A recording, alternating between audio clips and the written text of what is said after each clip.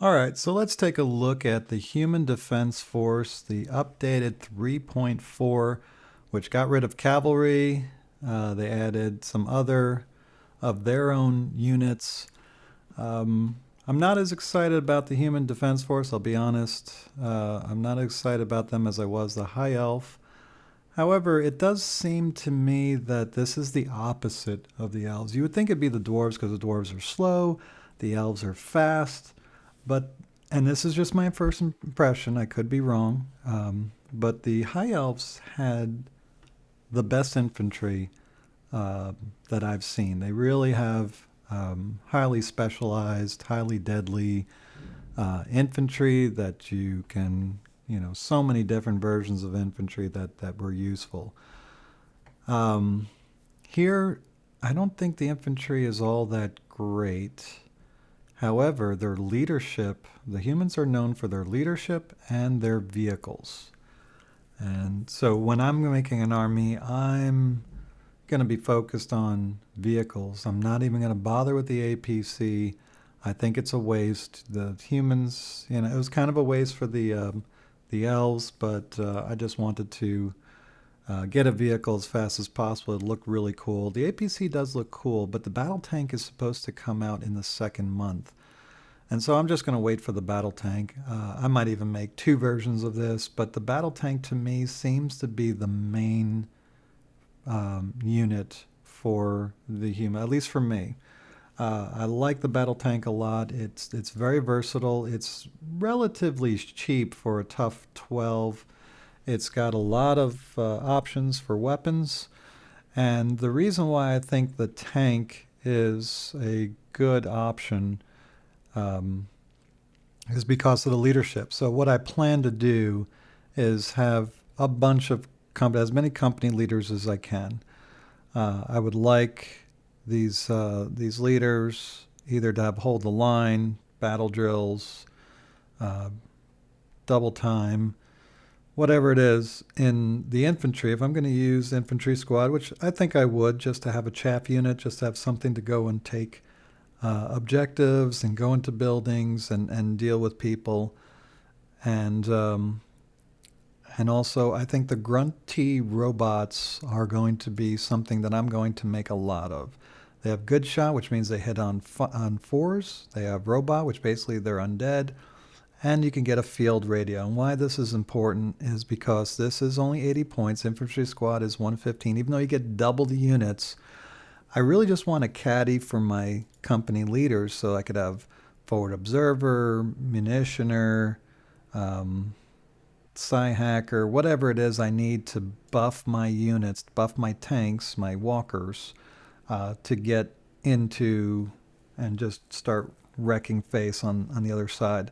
So they will be very defensive because the walkers, the tanks are all defense too. So you have a bunch of these, they better have a lot of AP.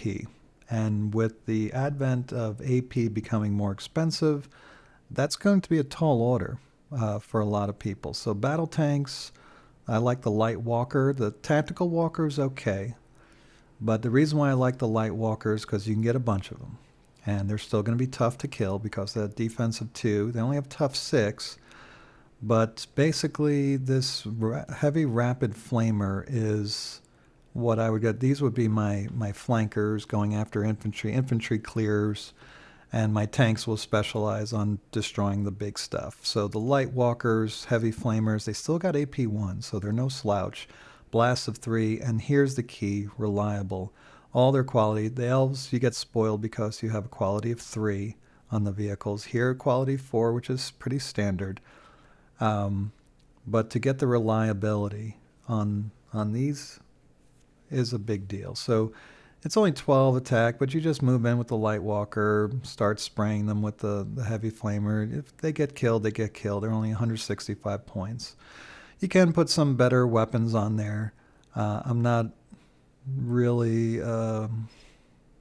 too much into unless you wanted to go with like a rapid plasma cannon. You can do the reverse of what I've been saying and have these guys, these walkers, be the long range shooters, which I think is fine. That's definitely a good strategy. You could put stealth on them, and that way they'll be able to and protected.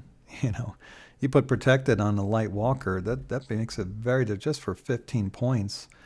It's basically a defensive one. So you're going to be very tough to get through all that toughness. They're definitely not a close up unit. You know, people start getting that's why you do need some infantry and some robots to protect you and create a little buffer zone. But if you have all the leaders buffing up your quality or buffing up your armor piercing, you're going to be in really good shape. So I do like the light walkers. I definitely plan on making a couple of those, couple of battle tanks, and I think that's going to be the mainstay of my armies for the human defense force. Artillery, 30-inch. It's entrenched slow. It's got a blast. And if you're going to be stuck, I'd like to have indirect, but then you have 24-inch range, and there's no AP on it. So again, I think the field artillery is just not up to snuff. Um, the attack vehicle seems a little interesting to me. Oh, and here's why I prefer the attack vehicle and the tank, even over the light walker. But over the heavy battle tank, I don't think the heavy battle tank has it. No, they don't. And definitely super heavy doesn't have it. No. So the battle tank and the attack vehicle, you can get Strider. You get the dozer blade. And I think that's very important. The high elves had it. I think it's really really useful to make your fast vehicles get around the board and not be hindered by barricades or rubble, forests, anything like that. Having Strider on a fast vehicle, giving you that extra mobility is really important to me. And the reason why I like to have the attack vehicle and the battle tank have the long range stuff as much as possible is that I like to have stealth. So Strider, so nothing gets in your way. Stealth, so it's tough to hit. And they don't have the extra protection, but that's good enough for me. And so just put on a nice long range cannon on them, something like this. Buff it with some leadership. What's the leadership thing for the company leader? It's take aim. So you take aim with your leader. Now you're 3 up to hit. And that's really good. As far as I know, the rules don't say anything about stacking. So if you've got 2 forward observers and you put it on one tank, you're hitting on 2s. So that's really good. So this is really good. The battle tank and the attack vehicle. Battle tank, let's see what kind of deadly 3 here, deadly 3 here. So you can get some deadly on there. And if you're hitting on 2s, I mean, this is only 18-inch range, but this one is 36, so that's pretty good. Um, yeah, so that works. Personally, oh, here we got some more. Replace the Nova cannon. Personally, I like the heavy autocannon. That's enough AP for me. 36 range, 6 attacks. So if you've got 2 up to hit, you're hitting 5 times at AP2. That's going to be a fair amount of damage every single turn. And that's not including the other ones where you can upgrade with a heavy machine gun or a laser cannon. Hitting 2 ups, deadly 3. Now you're up to 8 most likely that you're going to get. And then this one here, that's another 6. So I mean, you're doing your fair share of damage every single turn most likely if you do the proper buffing. So that's how I see the human defense force. I'm not planning on being as diverse as I was with the high elf fleets, but I do plan on making some tanks. I think they're going to be awesome. Way the APC looked, I expect the battle tank to look even cooler than the APC from what I've seen. Attack vehicle, I'm hopeful. And that's about it. I'm not interested in the armored truck. Do you get, yeah, you get a little bit of transport if you want to, action, light APC.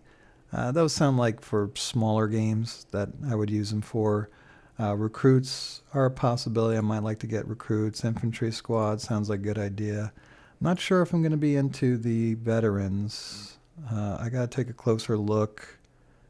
Heavy armor, and that's nice. But stormtroopers look like they're useful because they got ambush. That's the only one that I know of that has ambush, unless there's an upgrade that I didn't see. But they're pretty much a straightforward unit. So I like the variety that I'm seeing in the armies that I'm going to have. So I started with the dwarves. The dwarves were a slow, ambushy army. The high elves were fast, maneuverable army.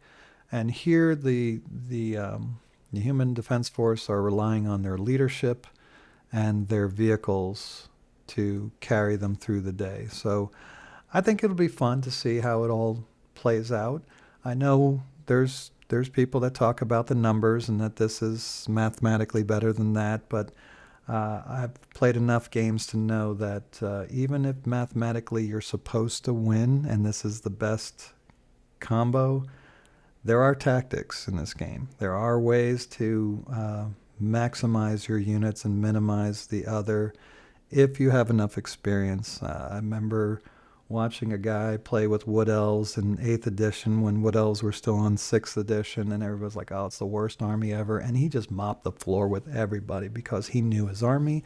He knew exactly how it fought. It fit his play style of what he enjoyed. And so, yeah, so I know people are saying the walkers aren't very good. I'm saying they are. I like the light walker anyway. I like the battle tank. I like the attack vehicle. I like the grunt T robots, and I love the leadership of the human defense force, and that's what I'm going to be looking at. All right, next up, I'm going to be looking at the Wood Elves. So I will see you next time.